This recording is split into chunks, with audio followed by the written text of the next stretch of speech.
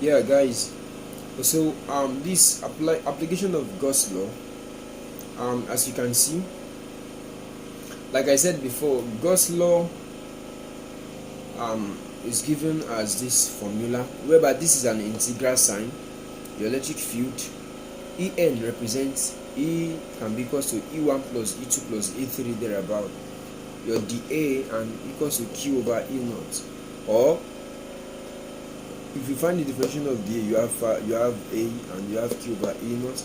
So application of Gauss's law, you can apply it to line charge, you can apply it to spherical shell, you can apply it to cylindrical shell or charge like that. So for a line charge, you have your Q to always be lambda L, and your area is also equals to 2 pi RL. You get what I'm saying? So for a line charge, simply Q equals to lambda L, area equals to 2 pi RL. So if you, the next thing you simply do is you substitute this formula inside these parameters, or this formula, you substitute these parameters inside this formula. So here, writing in the back, I have this, I have this. So I integrate by bringing this as a constant. I have this. By differentiate the A or integrate the A, I'm going to have A. Definitely our final answer is E equals to Q over E0 A. So now I can now therefore apply this, put this parameter inside. So since E equals to Q E0 A, our Q for a line charge is lambda L. So I put lambda L, and then my area is equal to 2 pi RL. So I put E0, area is 2 pi RL. So your L can cancel each other, and you're going to have E equals to lambda 2 pi E0 R. So I have this here. And as you can see, so this is for a line charge. So in case you ask a formula for line charge using Gauss's law, is simply E equals to lambda over 2 pi E0 R, whereby your lambda can also be called charge of density, and your L is your length, and your E0 is your permittivity in free space, that is in vacuum, and is equal to 8.5 times 10 per minus 12. And also for a spherical shell, you have your Q. Let's say where Q is given as 2Q over 3. Not that this is always constant, no. Not that this is always constant. It's not always constant. You can be given a different, from the formula, and we found out that the formula, so like I said, that now this is not always constant, this is always applicable. And in case you are given for a spherical charge where Q is given as TQ over 3, okay, applying Gauss's law, you have it E as EA, or E equals to Q over E0 A. So here for a sphere, originally for a sphere, you should know that area is equals to 4 pi R square.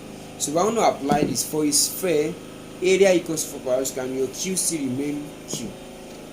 So I can apply the Gauss's law and say E equals to Q over 4 pi R square E0. So I can have my final answer is equals to E equals to Q over 4 pi E0 R square, and we can find out that E equals to K Q over R square. You get what I'm saying? So this is just for a sphere. But if you are given otherwise, example now, for a spherical shell like this, it is assumed that we should be given Q equals to TQ over 3. Though this is a question, I'm going to explain, I'm going to give us a question.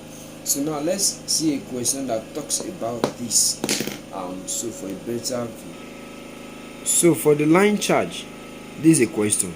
Show that for a line charge of density, that is charge per unit length lambda and length L, the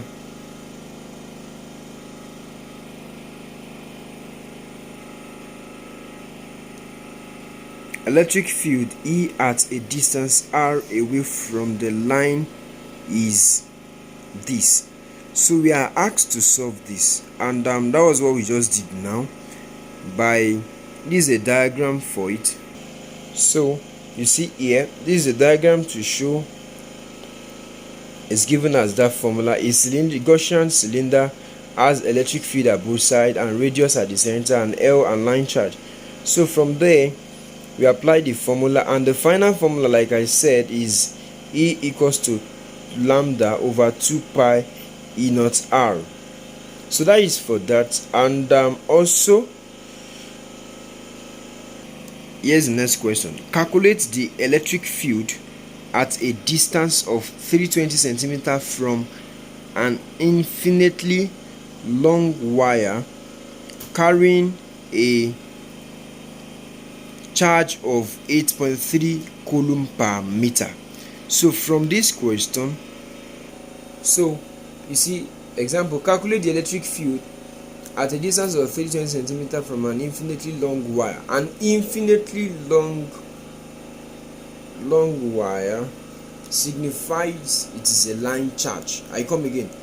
The word an infinitely long wire it says carrying a charge signifies it is a line charge. So you're gonna use this formula, and the formula is E equals to electric field equals to lambda, that is line charge, over 2 pi E naught R, and your E is equals to, from there you can find out that your line charge, which is your lambda, is equals to 8.3, and you find your 2 pi as 2 pi here, and you can find out that your E naught is 8.85 times 10 per minus 12. Your R from the question is given as 320 centimeter. So 320 centimeter, you convert it to meter, and 320 centimeter to meter you divide by 100, that is 1 2. So you can have it as 3.2 meter, and you use it here, and you find your answer as this. So the answer is this, Newton per coulomb. For a spherical charge, for a spherical shell where Q is given as this, so you apply the formula there. Your Q is 2Q over 3 E naught times from the formula here we come here, like this is gonna be E equals to Q over E naught A. So using this Q here, you put it here, that will be 2Q over 3 E naught times, your A is down, so times area is 1 over 4 pi R square for its sphere. Then you can have it as 2 over 3 by cross multiply. You can find out that I can bring Q over 4 pi E naught here and times 1 over R square. All I'm just doing is you can just put this particular parameter inside this Q here. So you can have your final answer as 2 over 3K. Remember that K equals to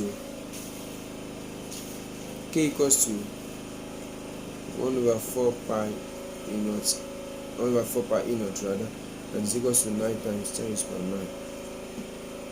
That is 9 times 10 raised per 9. So it's equivalent to this, and the R square. So this is very constant. Alright.